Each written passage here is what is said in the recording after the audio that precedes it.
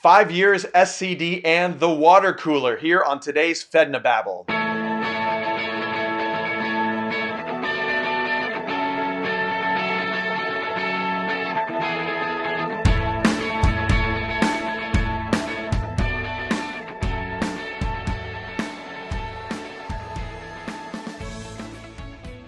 Welcome to the Fednobabble, where we demystify your federal benefits and help them to be understandable for humans in under 20 minutes. Yes, I love that. Demystify. That is exactly what it is, because we take your questions and we take real life people's questions, not questions as we just make up. As you will see in today's Fednobabble episode,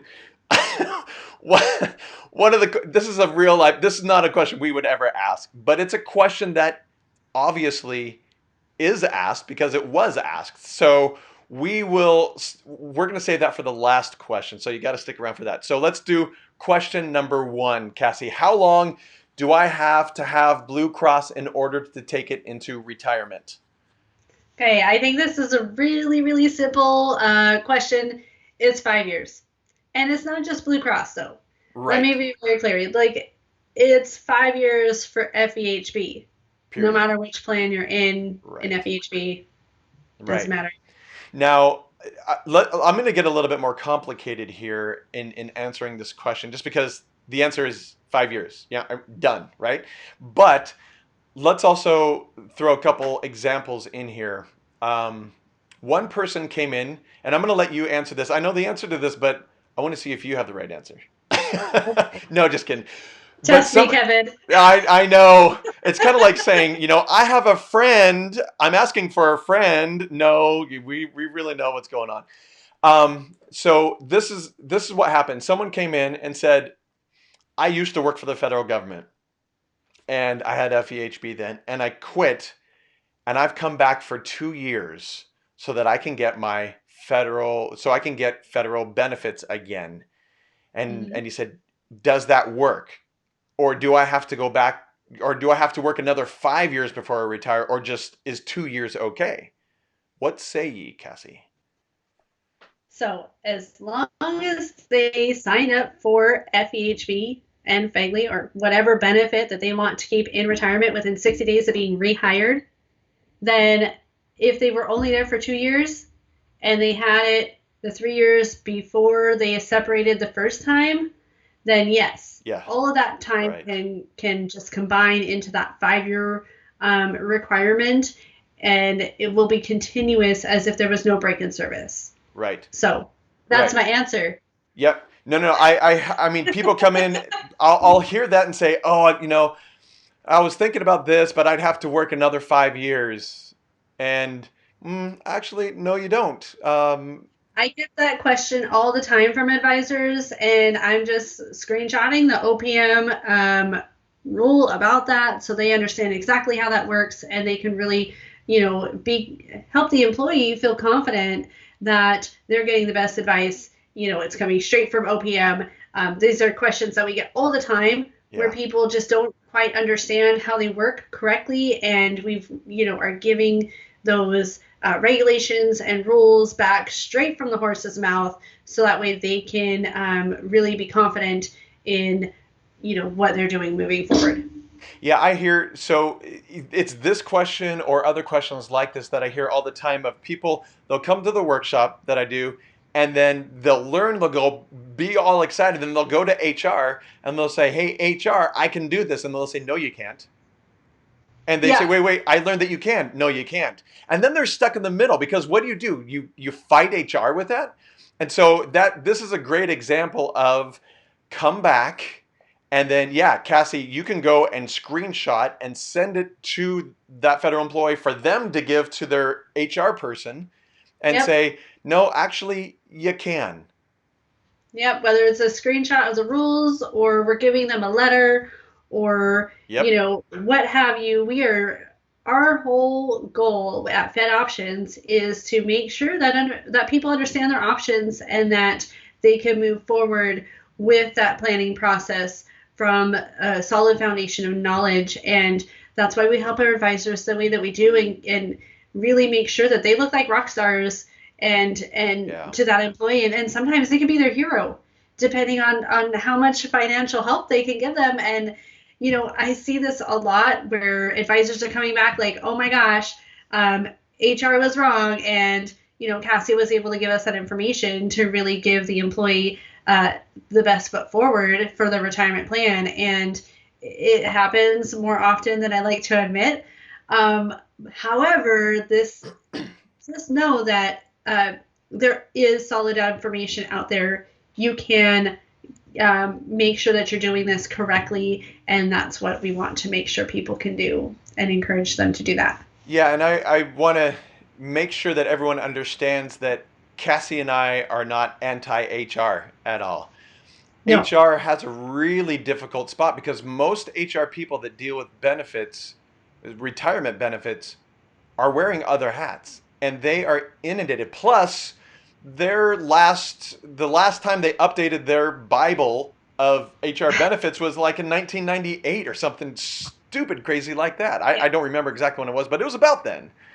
And so Yeah. they're in a really hard spot. Yeah, and it's not always easy to find these answers. You really have to know where to go to get them. And, they're not, they're only able to give you answers on what they know, Right. right? And so if they're unsure, a lot of times they'll just say, well, no, that's not how that works, right? But they're not digging in, quite frankly, because they probably don't have time, Right. That's right? exactly And right. so, um, but let's get them to a point where they really understand what is true and correct, so that way in the future, if they have another employee that they need to help, they can give them the right answer. Yeah. And so I feel blessed to be able to help HR really to make sure that they have that solid information, and they can help the employee in the best way possible. Yeah, we have HR people come to my workshop all the time to learn about the benefits so they can help federal employees. It happens all the time. And I remember two women who came in who worked for HR for whatever, I don't remember what agency. They Mm-hmm. specifically said, "We're coming here to learn this so we can go back and teach other HR people." and and and you and we are happy to do that. The Yeah. more correct information that can be out there, because as we'll see in the last question today, there's a lot of water cooler talk, and even those who are in HR go by water cooler talk sometimes. Right. That's all they have to go off. I don't want to say all they have to go off, but they, when they try to get the extra information, that's all they have to go off. Well, especially like if they only have the not FEHB, but the Federal Employee Handbook, Right. or the FEHB handbook, or the FEHB handbook, and they don't have these other sites for Social Security and different things like that to really make sure that they're getting the most up-to-date information. Then maybe they're looking at a book or something where maybe that used to be the case, but it's not anymore.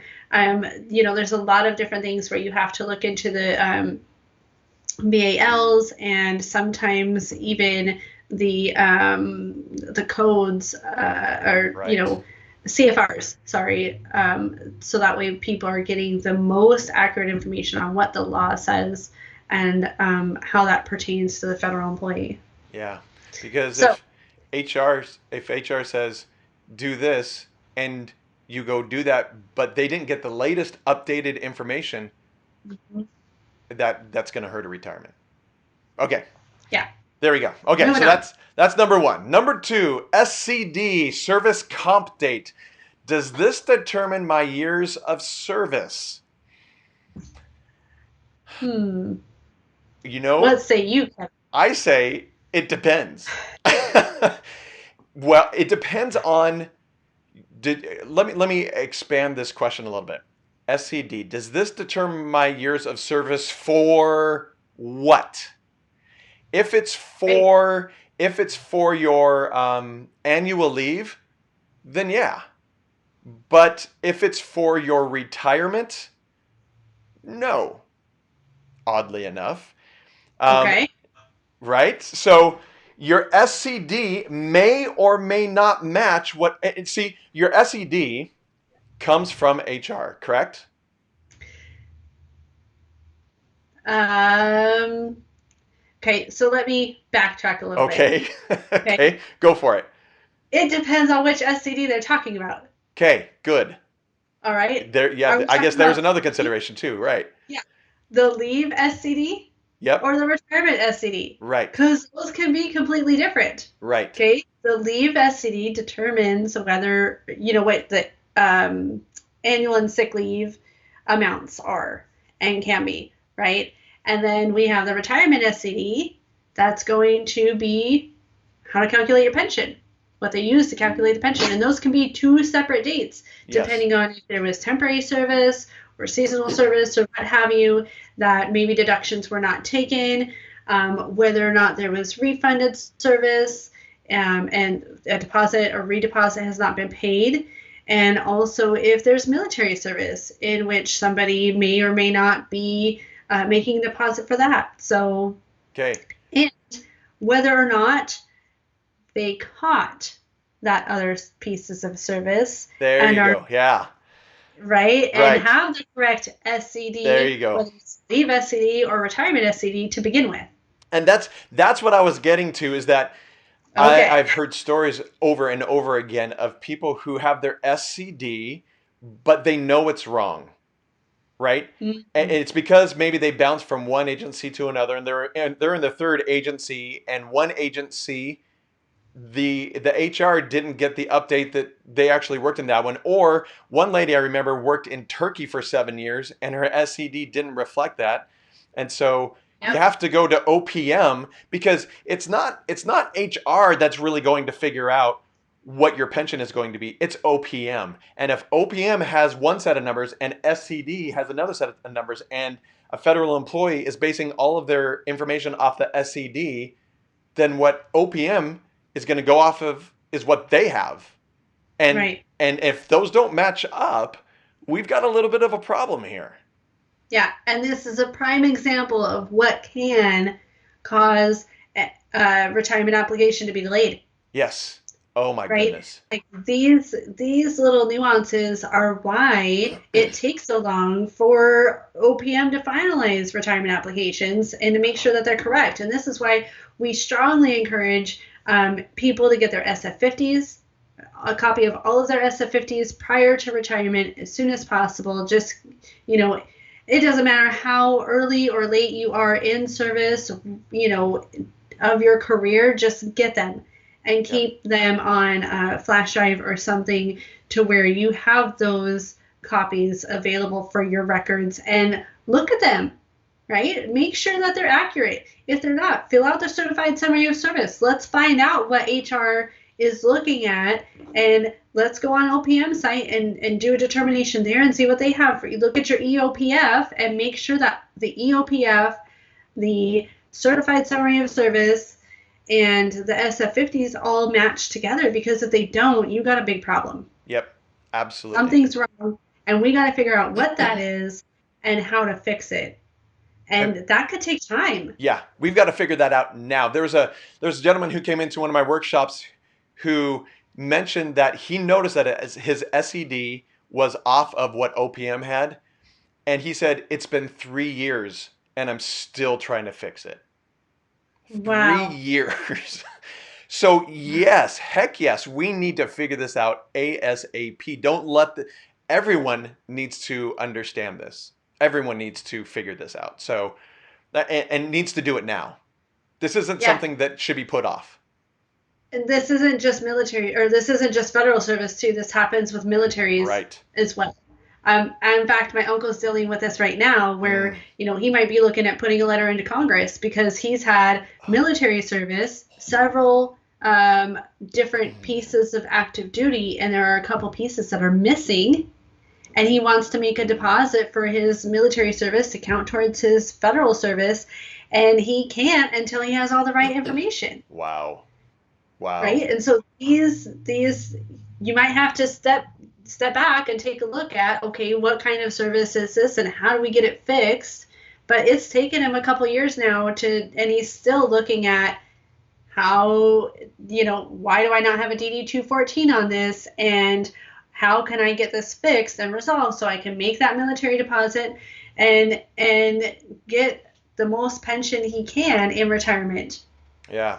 To your point of keeping SF50s and all paperwork and everything, by the way, that's a huge thing. Every federal employee should keep copies of absolutely everything that they have. But the lady that I mentioned earlier that went to Turkey, so HR didn't have her that. She went to OPM. OPM didn't even have that. And they said, oh, yeah, prove it. So she had to go back and prove it herself from pay stubs from that time. It was a mess. An absolute mess. So yeah. So not only SF50s, but your pay stubs as well, if I did not make that clear.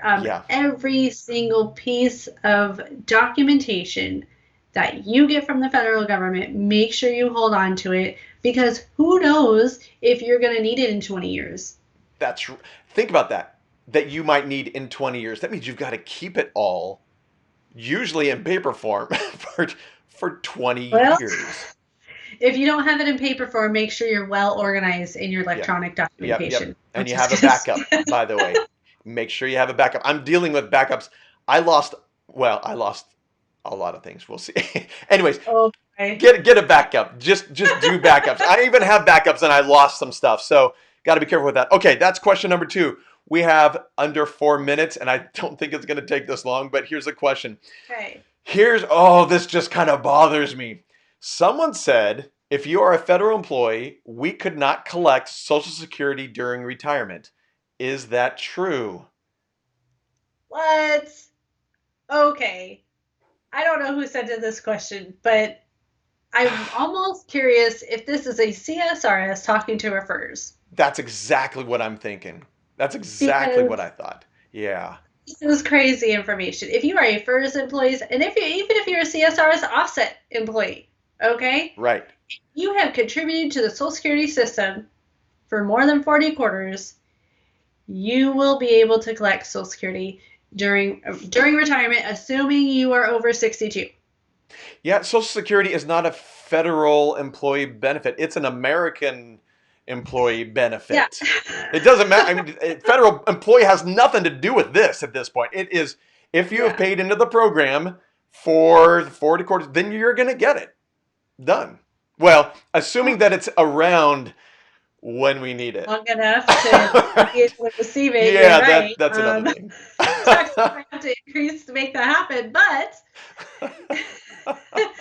whether or not you're a federal employee does not determine on if you get Social Security or not. It's which federal program that you're in and if you've paid into the program of Social Security. That's really what it boils down to. Now, there are other things like if your spouse is a federal employee and they were CSRS, then and they're trying to get, and you're the federal employee, excuse me, let me back that up. If you're the federal employee and your spouse was didn't contribute to Social Security, then that might be a different issue. But we covered that in the spousal benefit a couple of episodes back. And so either way, if you are a federal employee and you are a CSRS offset, FERS transfer, FERS Ray, FERS Fray, it does not matter. You will be eligible to collect Social Security, assuming it's still around. Okay, done deal. I love that. So we have about a minute left. If you want to get, as you can tell, this stuff gets really complicated really, really quickly. And it's amazing. When I do the workshop and I go through the pension, people will make a comment, on the webinar or just straight up front. If it's a classroom, they go, we're not even through the pension and this is complicated. So if you want a report, a comprehensive report that goes way beyond what HR gives you, then just go to Fednobabble. Whoops, there we go, Fednobabble.com, and put in your information, and you're going to get a report back on your. And we do this free, no cost, no obligation, no sales pitch or anything like that. We do this for any federal employee. And also, if you want to ask us any questions or have us answer any of your questions, put that in there as well, and we just may send you a Fednobabble t-shirt or face mask also. Hey, and also please like and share, comment below, follow us on Facebook, and just help us, demystify all of these questions for you and help you get some solid answers, and for your coworkers as well, and Yep. anybody else who might be a federal employee. Great. All right. Take care, everyone. See you next time.